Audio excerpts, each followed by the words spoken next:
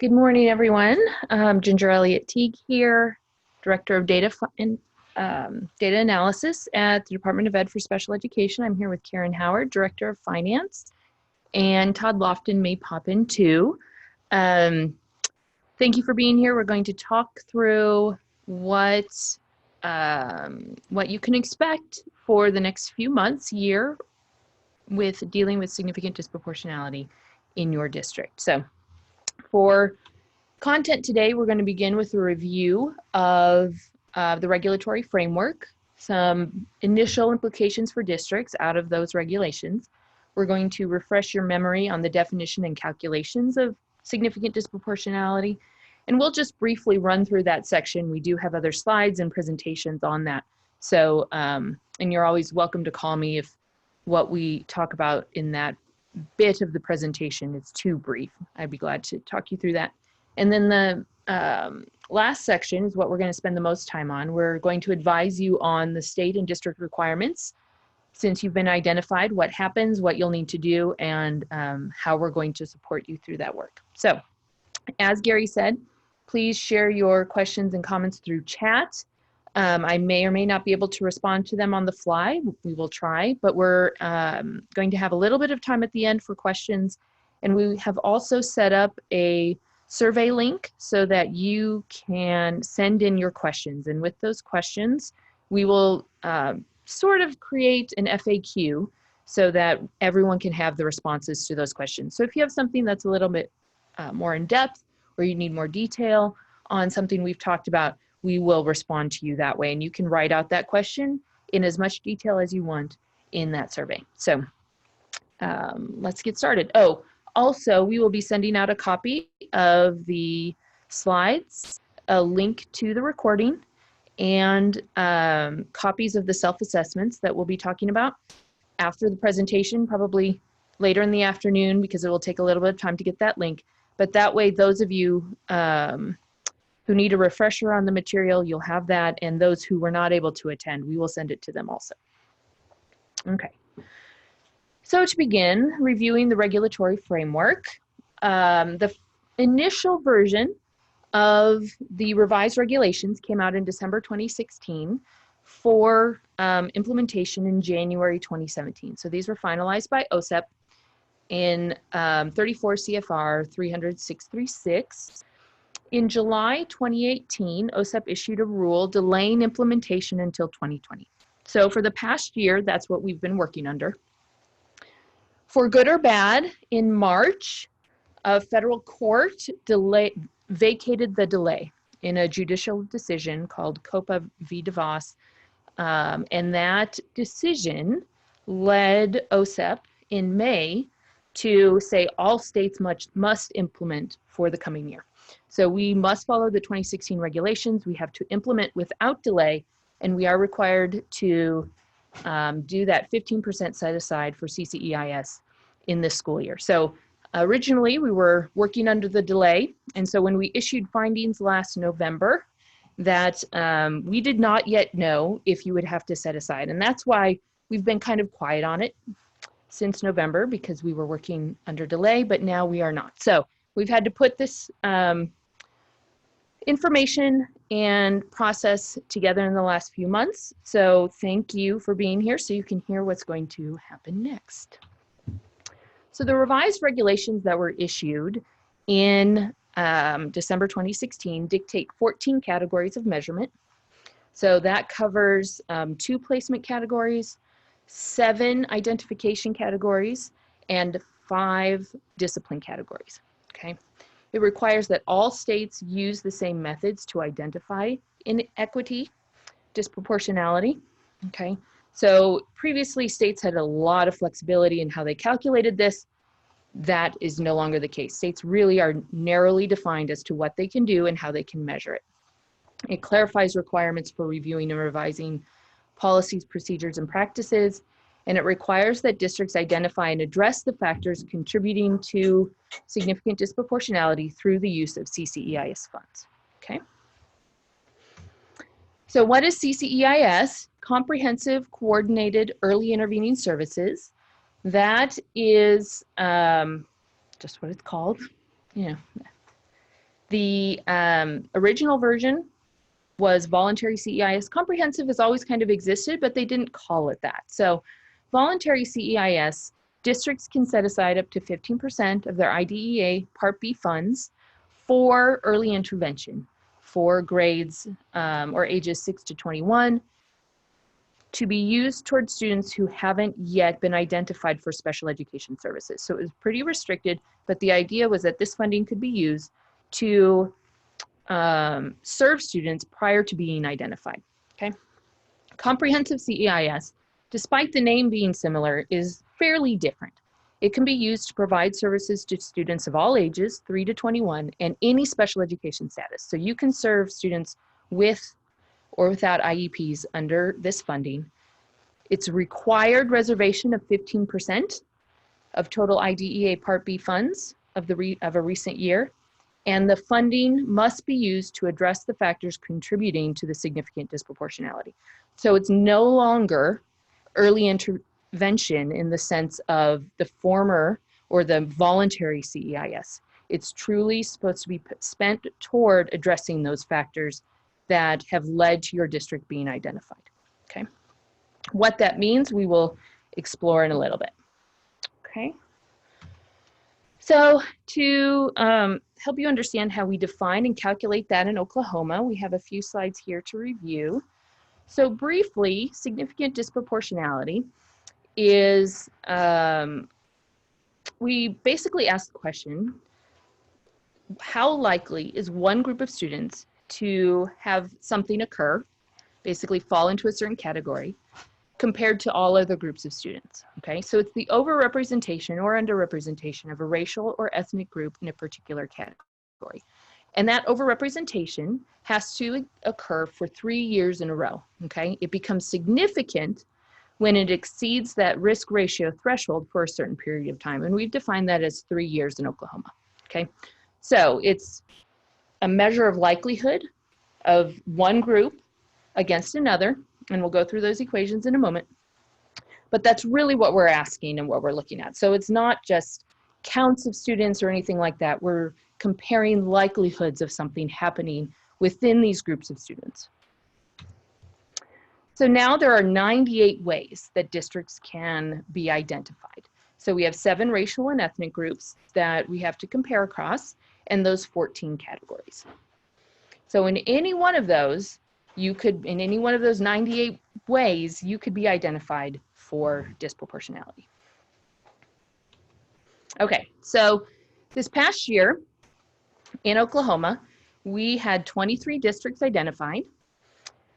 The categories for every one of those 23 districts, they were had significant disproportionality in one of the identification categories. So overall identification, as well as the other 6 listed here.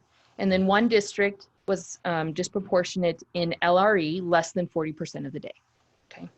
The racial groups that were identified were African American, Native American, and white. And if you don't recall what yours is, we can give you that information. Hopefully you still have your November documentation that listed all of those out, the risk ratios for the past 3 years. Okay. So that required methodology is fairly straightforward. We ask, what is each racial group's risk of something occurring as compared to the risk for all other IDEA children in the district or the state, and we'll come to that in a moment, and when is it significant? And we define significant by these risk ratio thresholds. So for the identification in 6 subcategories, if a district is 2.6 times more likely to identify one certain group for OHI compared to all other students, then they would be determined disproportionate. For placement, the risk threshold is 2.5. For discipline, the risk threshold is 2.25.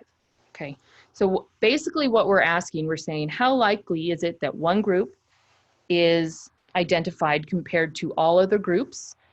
If that risk comparison, that risk ratio is greater than 2.6, then you are disproportionate. So here's the calculation for that. Here's one example. So the question, we're looking at SPED identification for Asian students. overall identification. So the first step is to calculate a group risk. So we ask how many students, Asian students, are there with disabilities in the district compared to all Asian students. So that gives us a 0.222. And we take that number and we hold on to it for a moment. And then we calculate a denominator, the non-group risk. So we ask what percentage of students from all other groups in the LEA receive SPED and related services. So then we calculate the percentage of non-Asian students with disabilities compared to all non-Asian students. So those are the two likelihoods, right? So the first one is the likelihood of Asian students being identified for SPED versus the likelihood of all other students being identified for SPED. And then we compare those two numbers. So we compare the risk for Asian students and the risk for all other students. And that would give us a risk ratio of 1.49, okay? And so for every one of those 98 ways, we have to calculate this for every district. So it's a massive amount of data that we are looking at, and we have to do it for 3 years in a row. So it's quite an undertaking, but it has some good information in it. Now, there are a few qualifiers to that. We don't calculate risk for everyone all the time. We do have minimum cell and N size that we use. So when we talk about cell size, it refers to the numerator in the risk calculation, and I'll give you, the next slide goes through this. The N size refers to the denominator. And in Oklahoma, we've chosen to use a cell size of 10 and an N size of 10. Okay, so let me show you what that means. So look at this equation. This is what we had before. Okay, Asian students with disabilities divided by all Asian students, non-Asian students with disabilities divided by all non-Asian students. And this is our risk ratio. So the minimum cell size is the risk numerator in yellow. Okay, so that means that cell size has to be at least 10. You have to have at least 10 Asian students with disabilities in your district for us to calculate the risk. You have to have at least 10 non-Asian students with disabilities to calculate the local district risk, okay? And with that N size, that's what's on the bottom. So you have to have then at least 10 Asian students and at least 10 non-Asian students for comparison. So if the cell size is less than 10, we do not calculate a risk. So on your spreadsheets that we gave you for significant disproportionality, if you had an NC, that meant no calculation. And that was because you didn't meet the N size or cell size requirements for that group. Okay, so if the N size is less than 10 in the top, again, no calculation is made. You don't have enough kids to determine if there is disproportionality in those cases. Now, if your cell size or N size on the bottom is less than 10, we are required by the regulations to compare your district to the state. And we use something called the alternate risk calculation. And basically, this is the average risk, the overall risk for that group for the entire state, okay?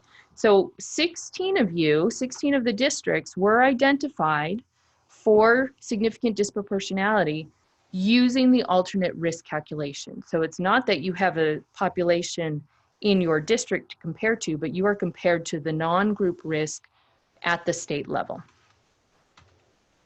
Okay, so this alternate risk calculation, state risk for all other students in a particular category. What this means is that highly homogeneous districts with very few students in other groups will be compared to the categorical risk at the state level. Okay, we are required to do that. So these districts will be identified in comparison to that state risk. So here's an example, okay? And this is pretty common in a lot of our small districts. White students with disabilities divided by all white students, so the risk that a white student is identified for special ed, divided by the risk that all other students are identified for special ed, okay? So the district risk calculation is used if you have at least 10 non-white students with disabilities and at least 10 non-white students overall, okay? If you don't, then your district is compared to the state risk calculation. And again, if you have questions about this later on, I'd be glad to walk you through that over the phone or some other way. Okay, So that's just a very brief overview of the calculations, so that you have a sense of where those numbers are coming from. A district must be above that risk ratio threshold for 3 consecutive years to be significantly disproportionate. You can be disproportionate in any one year and not be significantly disproportionate, okay? So here's an example. District X is above the threshold for Native American OHI in year 1 and year 2, but in year 3 it drops below the threshold. So that year begins a new 3-year cycle, okay? So we're looking at these 3 years in a row. In any 3 years in a row, you could be identified.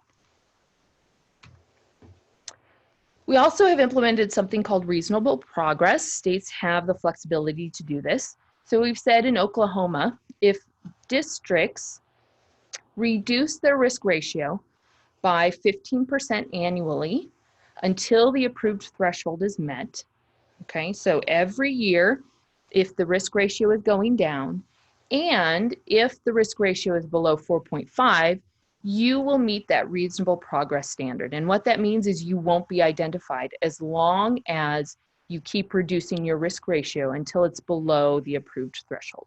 So we've done that to support districts and to enable districts to see the benefit of improving their activities, so that they, even if they're not below the threshold, as long as they're improving by this amount, then they won't be identified.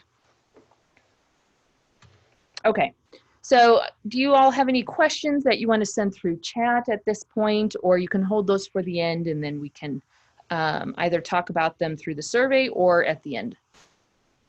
Anything? If I don't see anything in chat, I'll just keep moving forward. Okay. So we're going to go through the state and district requirements at this point. Okay, so broadly, through CCEIS, districts must address the factors contributing to significant disproportionality. We mentioned that before. Okay, Tina, just a moment, I'll get that to you. Primarily serve children in those groups identified with significant disproportionality. So the language states that districts can primarily serve the groups identified, but not exclusively, okay? So you can't target all your money to this one group without serving anyone else through the process. It has to be broader than that, but you can primarily serve those children.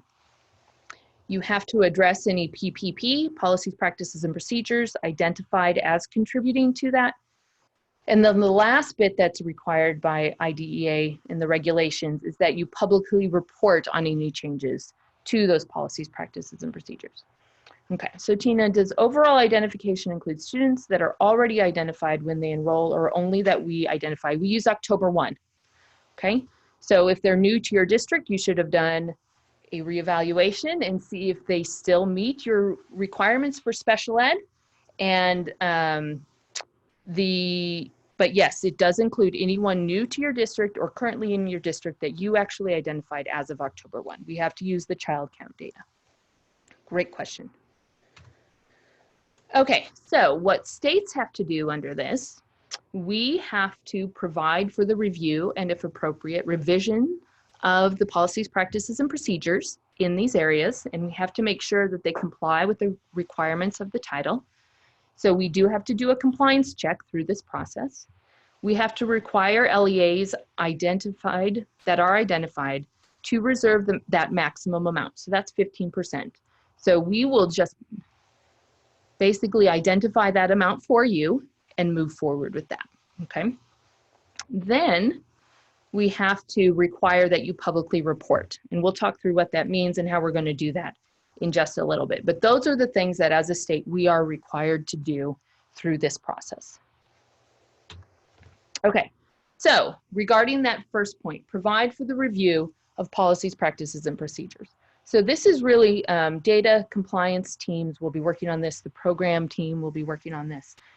We are going to require you to complete a root cause analysis. We're calling it a self-assessment to identify the factors contributing to your determination. We will provide in-person support through that process through a meeting that we're going to do in probably early October, late September. The goal for that is to define local needs, allocation options, budgeting, all of that, okay? But we're going to do that in-person support. We will require the completion of an improvement plan. We will review whether your analysis and your plan are valid, reasonable, and comprehensive and related to your determination. We will review any changes to policies, practices, and procedures that have been proposed, completed, and publicly reported.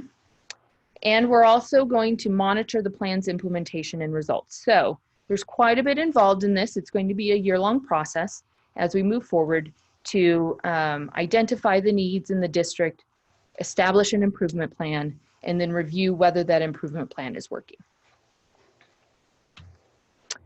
So the self-assessment and root cause analysis, the goal of that is to identify your contributing factors. It includes a review of policies, practices, and procedures, both for compliance and programmatic quality and system change, okay? So we've included some questions that are more open-ended to ask you about best practices for reducing success gaps among students, groups of students, okay? And at the end of that, you will list the factors that you found as contributing to your disproportionality, and you'll have to develop an improvement plan. And I wrote on here a rough draft of that because once you do the self-assessment, we will be coming out and working with you, review that with you, and help you develop a final version of an improvement plan. So you don't have to do that all on your own. We're going to be here to help you support you through that. So the in-person reviews. The goal is to provide in-person support for identifying those factors, setting the improvement plan, setting your budget. So we'll be talking about the root cause analysis, budgeting, some project evaluation probably, some improvement planning. And at the end of those, we expect that you will have a solid improvement plan, budget outline, ways and justifications for spending those allocations under CEIS, and you know, all of that should be set, hopefully either at that meeting or soon after once we get that finalized. We will hold all meetings by mid-October so you can meet the November 1 budget deadline. And before you do that, you will have had to complete the self-assessment. And the self-assessment is not a project for a single person. It is something you need to identify a team of individuals that have the authority to review situations and to make decisions about how to improve. Okay.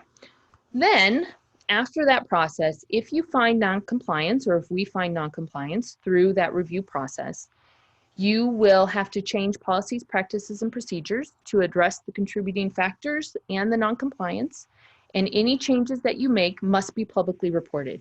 So if you change your RTI program to focus more on X than you had in the past, then you would need to report that that is the main change, that is the change you're making.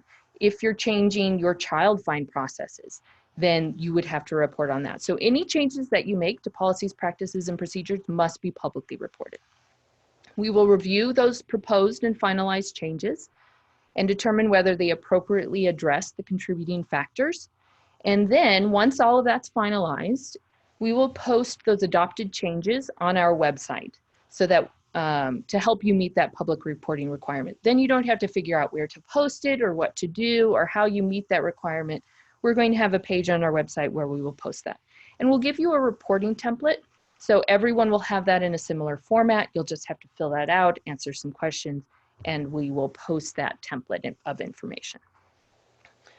We don't have the template yet, but we will. Okay, so requiring the 15% CCEIS set aside, and this is a reserve, you're reserving the funding for this purpose. And if you use, if you're using your most recent allocation that you'll get in a few weeks, then you will have 27 months from that time of allocation to spend it. We have 3 districts that may be able to use carryover from the previous year, and the previous year's 15% of allocation. If that's the case, and if you want to use that, and we'll be talking with you about that, then I'm not sure if the timing would change on that or not, if it would have to be 27 months from the prior allocation or from now. It would. Okay. So Karen's nodding her head. Yes, it would have to be used within 20. So you would have a shorter time frame for using that money if you choose to use carryover. That's a good thing to remember. Okay. So the finance team will be working on all of this. They'll provide for the allocation and budgeting of those funds. We've already got something working in GMS so that it will be an automatic process. Hopefully that will make it easier for you all. We will allow districts to identify the proportions of all 611 and 619 funds. So that translates to 621 and 641 funds to reserve. So the total maximum equates to 15% of the sum of those funds. You do not have to use 15% of each. You could use all of your 641/619 or none of it. It just depends on how you want to use and allocate those funds. And if Karen has other comments, she can add to that. Okay. The finance team will review the proposed budget to ensure it matches the root cause analysis and the proposed improvement plan. They will approve the budget. They will review and approve claims and track funds used under that, within that category. And then we will require periodic reports and progress updates too. And that's sort of that's sort of all three teams, those reports and progress updates. We're not quite sure what those will look like at this point, but we'll be outlining that soon. Okay. So many of you have asked, what can you use funds for? You can use funds for planning and analysis of root causes, contributing factors. So if you want to bring in a facilitator to help you work through this process and identify contributing factors, you can pay for that facilitator through the funding. You can use funds to revise your policies, practices, and procedures. So if you need assistance doing that, if you need technical assistance or something else to help you do that, you can use the funding for that. You can use it for training and professional development, and that is can be narrowly provided to a single individual, like your school psychologist, or it can be broad to your entire school staff. So that category is quite broad, but it has to address the contributing factors. You can't train on autism when your category is OHI or something like that. Okay, that would not be approved. Educational and behavioral evaluations, services and supports, so you can implement or improve, revise your RTI, your MTSS programs. You can use it to address projects that improve the referral and evaluation processes at school sites or districts, or even in your community. You can use it for behavioral assessments, intervention plans, PBIS, things like that, that would address the contributing factors. And there are a few other categories under CEIS that you could also use the funding for. So, salaries, indirect costs, technology, but they're fairly narrowly defined, and in some states they're completely excluded. So we're going to get some more clarification on that. But again, you can only spend the money to the extent that those things address your contributing factors. Okay. So we have this document and we have a link for you later on, and you can access this, but it's the essential questions and answers on significant disproportionality. It was created in 2017. Funds may be used to target a subset of school sites, to operate a district-wide program in certain cases. So you can target it to one single site where the problem is, or to all sites, to fund salaries in certain cases, but only duties or activities related to the contributing factors. Okay, so all of those are allowed according to this document from OSEP, but they all have limitations on them. So be sure to read that if that is something you want to explore. Now we do have a couple of examples. So if you're wondering what other districts have done in other states, Connecticut has been doing this for about 27 years. Okay, no, 17 years, since 2002. They were sued and had to implement this process in great detail. Our self-assessments are based off a draft of their information that they use. So they've had a lot of experience with this, and they've seen some success with the process. And some of the things that districts have done in Connecticut, they have increased training on the identification of educational impact, okay, for addressing OHI. And to address OHI, this district increased its outreach to medical and other professionals in the community to ensure that they are focusing on educational impact of a diagnosis, how diagnoses affect educational outcomes, rather than just saying, here's a diagnosis, they need special ed, okay? So really thinking about the interaction of diagnoses and educational outcomes. And they found success doing that. In Wisconsin, it's been a little bit different. A lot of districts have used it to support the implementation of RTI and other forms of early intervention. Okay, there is increased flexibility, broader population you can serve, certainly. And what a lot of Wisconsin districts have done, they have found that once they've been identified and implemented RTI, they continue to voluntarily set aside funding for that purpose.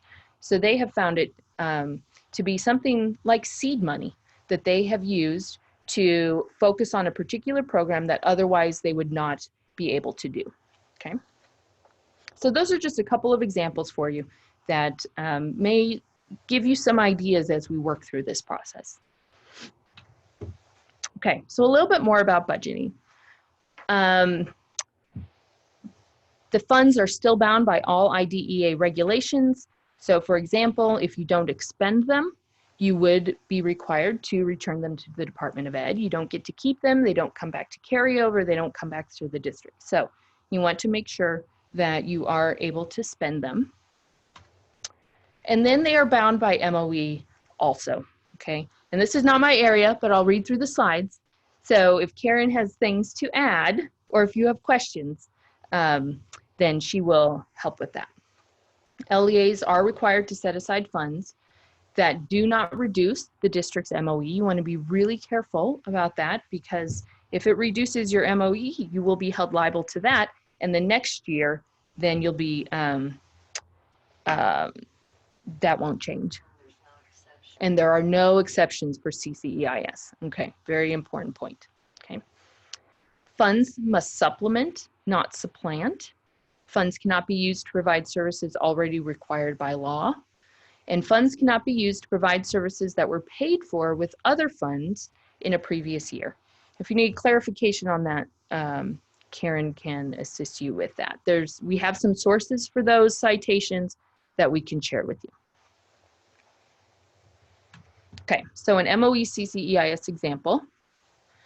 An LEA with significant disproportionality has a 611 allocation of $2,100,000 and some dollars. Okay, the next year it receives a $1 million increase. That's a great increase for this LEA. So the amount available for up to 15% reduction would be $500,000. Okay, but because they've been identified, that 15% for CCEIS would be $475,000. Okay. They would not be able to claim the 50% reduction. Correct. So what that would mean, because you've been identified for significant disproportionality, you cannot claim that 50% reduction. Okay. It's excluded from that. So that is something you'll need to think about, that as your allocation increases, the amount available for that 15% reduction you won't have that availability to reduce. Okay. Any questions on that? Okay. So you will be getting this slide. You do not need to write down these links or try to memorize them or anything like that. We will be sending you the slide, and all the links are active and correct. So they range from things from OSEP to CIFER, which is the Center for IDEA Fiscal Reporting. There's things from universities, different TA centers, all sorts of things. Some are from different states. So the SPP TAP link goes to California with some information. So there's lots of different sources here that talk about what states can do, how they can do it, what they can use the funding for, how they address disproportionality in their districts. So we hope that this will give you some insight into and some ideas about how to move forward. And as we work with you, certainly we'll probably be referencing some of these with you. Okay. Okay, so very quick presentation. What kinds of questions do you have at this point?